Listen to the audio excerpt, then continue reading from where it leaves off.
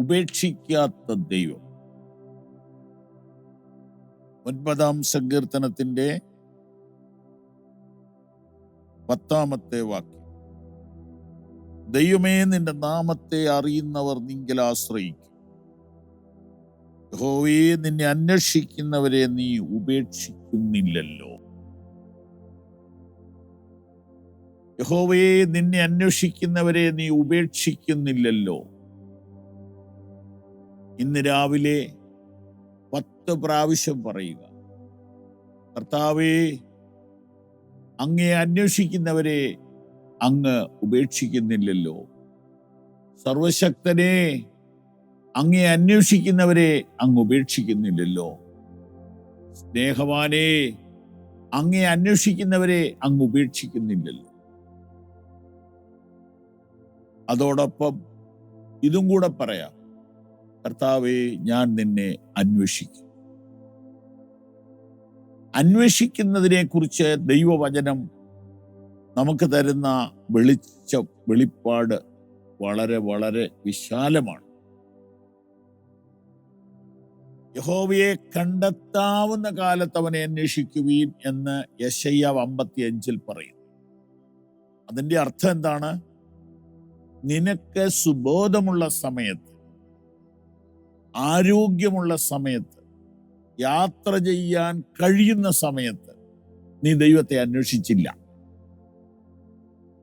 തീരെ വയ്യാണ്ടാകുന്ന കാലത്തും പ്രതീക്ഷകൾ നശിച്ച ശേഷവുമാണോ ദൈവത്തെ അന്വേഷിക്കുന്നത്? കഴിയുമെങ്കിൽ അങ്ങനെ ആവരുത്. യഹോവയെ കണ്ടെത്താവുന്ന കാലത്ത് അവനെ അന്വേഷിക്കണം. എന്നാൽ എല്ലാം തീർന്ന ശേഷം അന്വേഷിച്ചാലും കർത്താവ് കരുണ കാണിക്കുമെന്നുള്ളതിന് ധാരാളം തെളിവുകളുണ്ട്. മുടിയം പുത്രനും കുരിശിലെ കള്ളനുമൊക്കെ അതിന്റെ ഉദാഹരണങ്ങളാണ്. എന്നാൽ അവർക്ക് ആർക്കും അതിനു മുമ്പ് അവസരം കിട്ടിയിട്ടില്ലെന്നും തിരിച്ചറിവുണ്ടായിട്ടില്ലെന്നും ഓർക്കണം. ഇവിടെ ഇങ്ങനെയാണ് വായിക്കുന്നത്, നിന്റെ നാമത്തെ അറിയുന്നവർ നിന്നിൽ ആശ്രയിക്കും. നിന്നെ അന്വേഷിക്കുന്നവരെ നീ ഉപേക്ഷിക്കുന്നില്ല. ദൈവത്തെ പറ്റിയുള്ള ഒരു ഉൾക്കാഴ്ച ഉള്ളവരാണ് അന്വേഷിക്കുന്നത്. അങ്ങനെ അന്വേഷിക്കുന്നവരെ കർത്താവ് ഉപേക്ഷിക്കുന്നില്ല. എങ്ങനെയാണ് ദൈവത്തെ അന്വേഷിക്കേണ്ടത്? പൂർണ്ണ ഹൃദയത്തോടെ അന്വേഷിക്കണം. നിങ്ങൾ എന്നെ അന്വേഷിക്കും.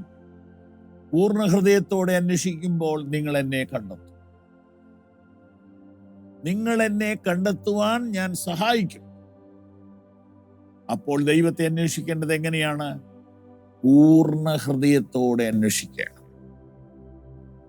മറ്റൊരിടത്ത് നാം ഇങ്ങനെ വായിക്കുന്നു, ബാലസിംഹങ്ങൾ ഇര കിട്ടാതെ വിശന്നിരിക്കും, യഹോവയെ അന്വേഷിക്കുന്നവർക്കോ ഒരു നന്മയ്ക്കും കുറവില്ല. നാം ദൈവത്തെ അന്വേഷിക്കുന്നവരാണോ എന്ന്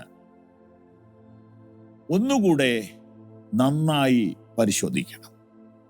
ദാവീദിന്റെ ഒരു പ്രധാന സങ്കീർത്തനത്തിൽ ഇങ്ങനെ വായിക്കുന്നു, ദൈവമേ, നീ എൻ്റെ ദൈവം, അതികാലത്തെ ഞാൻ നിന്നെ അന്വേഷിക്കും.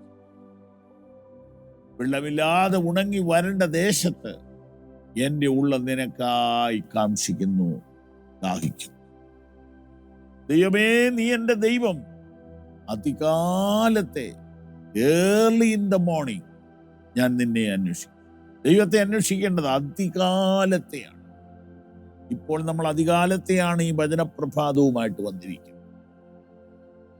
ഞാൻ അതിനേക്കാൾ മുന്നമേ ദൈവത്തെ അന്വേഷിക്കുന്ന ഒരു മനുഷ്യനാണ്.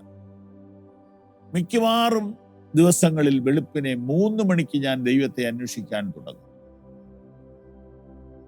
നിങ്ങളെ ഞാൻ അതിനുവേണ്ടി വിളിക്കുന്നു. ഏറ്റവും നല്ല സമയമാണ് പ്രഭാതം.